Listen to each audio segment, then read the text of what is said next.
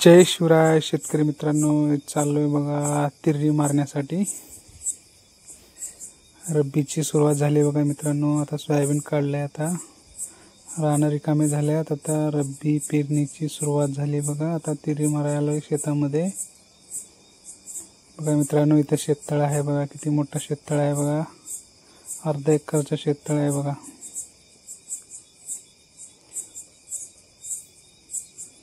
चालू केले बघा तिर्री मारणं मित्रांनो। इथं पेरणार आहे हरभरा। आता तिर्री मारून घेऊन अजून 4-5 दिवसामध्ये इथं हरभरा पेरणार आहे बघा मित्रांनो। तिर्री मारणं झालं बघा मित्रांनो। आता निघालोय गावाकडे। घरला येऊन आता जेवण करून, जेवण केल्यानंतर दुसऱ्या कामावर जाणार आहे मित्रांनो। आलो बघा घरी। आता पेरणी यंत्र जोडणार आहे मित्रांनो रब्बी पेरण्यासाठी। चालू केले बघा करडा पेरायसाठी। करडा आणि ज्वारी पेरायचा आहे मित्रांनो। आता घरूनच भरून घेऊन चालले बघा करडा पेरायसाठी शेतामध्ये।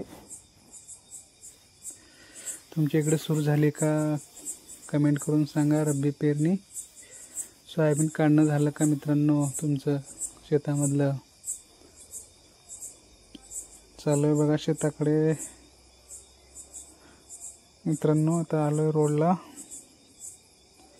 बघा। अजून कम पडलं तर बी घेऊन चाललंय मित्रांनो। पोत्यामध्ये थोडं गवर आणि बी आहे। आता मध्ये भरून घेतले मित्रांनो करडा। 1 एकरला 8 ते 9 किलो करडा पेरायचा मित्रांनो।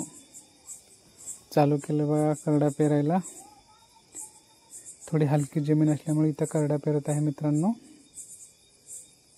तुम्ही बघू शकता दमाने पेरत आहे, नकरमध्ये धोंडे असल्यामुळं। आणि पेरणी दमाने केलं का चांगलं उगवण चांगली होते मित्रांनो।